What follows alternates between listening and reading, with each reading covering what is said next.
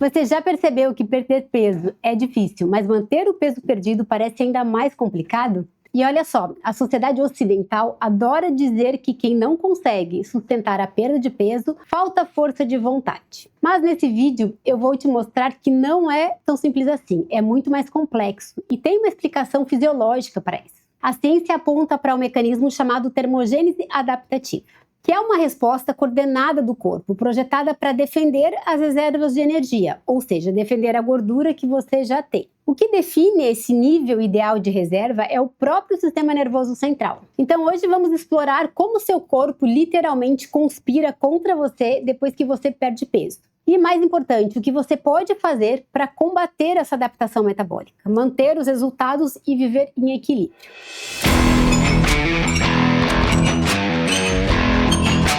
Eu sou a Janaína Porto Alegre, nutricionista, triatleta e maratonista. E aqui no meu canal eu compartilho estratégias de nutrição para corredores, triatletas, ciclistas, nadadores e todos que, como eu, são apaixonados pela endurance. Vamos começar entendendo o que é essa termogênese adaptativa. Bom, basicamente é um conjunto de respostas metabólicas, hormonais e autonômicas e comportamentais que são projetadas para proteger as suas reservas de energia.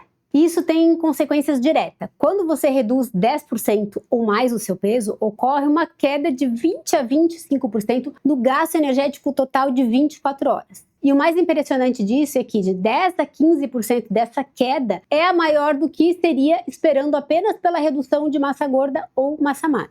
Na prática, alguém que perdeu peso precisa de 300 a 400 calorias a menos por dia para manter o mesmo peso e o mesmo nível de atividade física do que alguém que sempre teve o mesmo peso corporal. E pior, essa redução pode persistir por meses, até anos, de 6 meses a 7 anos, em pessoas que mantiveram o peso perdido. Agora vamos entender um pouquinho mais o que acontece. Bom, o primeiro ponto é a leptina, um dos principais hormônios que regulam fome e o gasto de energia. A leptina ela é produzida na gordura corporal, então quanto mais gordura você tem, mais leptina circulante. Mas quando você perde peso, a leptina também cai e o cérebro interpreta isso como um alerta de falta de energia. E o que acontece? A saciedade diminui e o apetite aumenta. É como se o corpo entrasse num estado de deficiência de leptina, mesmo com gordura suficiente. Esse é um dos principais motivos pelos quais manter o peso perdido é tão difícil. Além disso, o componente mais afetado na queda metabólica é o chamado gasto energético não em repouso, que representa 85 a 90% de toda a redução de gasto calórico diário. Ou seja, o corpo passa a economizar energia justamente nas atividades do dia a dia, no movimento espontâneo e até mesmo nos treinos. E tem mais, o corpo se torna mais eficiente. O músculo passa a gastar até 20% menos ATP para gerar a mesma força em intensidade baixa. Na prática, você queima menos calorias para fazer a mesma coisa que fazia antes.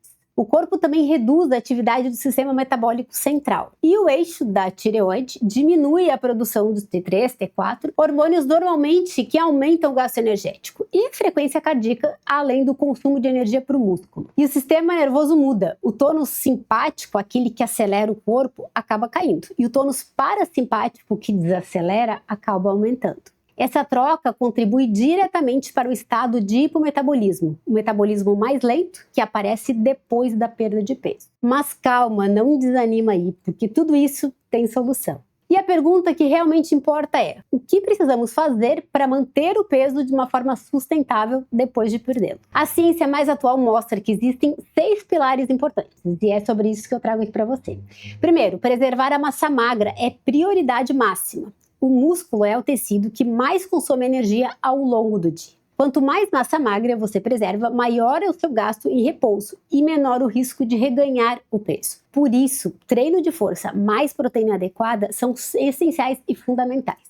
Segundo ponto, aumentar a energia gasta no dia a dia, fora do treino. Ou seja, fazer caminhadas, levantar, subir escada, mexer o corpo ao longo do dia. Essa termogênese não relacionada ao exercício, ela pode variar de 300 a 800 quilocalorias ao dia, e é justamente o que mais cai depois da perda de peso. Então, manter esse gasto alto é como manter o metabolismo ligado. Terceiro ponto, comer o suficiente, não menos do que deveria. Dieta muito restritiva reduz leptina, T3 e o tônus simpático. O corpo pisa no freio. Manter peso não é só sobre comer pouco, é sobre comer adequadamente e de uma forma consistente. O segredo não é passar fome, é sustentar bons hábitos com comida de verdade. Quarto ponto, monitorar os sinais do corpo. Aquela fome exagerada, compulsão, queda de energia, sono ruim, queda de performance. Tudo isso aparece antes do reganho de peso. Responder rápido evita o ciclo de perda e ganho que muitas vezes é habitual. Quinto ponto, ter uma rotina sólida. E isso não quer dizer perfeição. A maioria das pessoas não perde o controle por falta de conhecimento, mas por falta de consistência. Pequenos hábitos diários são mais eficazes do que estratégias extremas. O objetivo não é viver em dieta, o objetivo é viver em equilíbrio.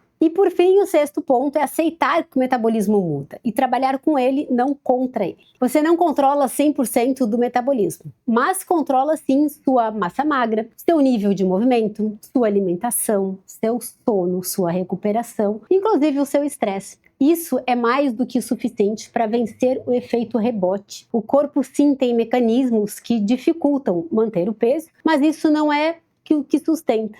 Quando você preserva sua massa magra, mantém seu movimento alto, não vive em restrição e sustenta hábitos simples, você estabiliza o metabolismo e com isso vence o rebote. Peso estável é sempre uma estratégia de vida e nutricional.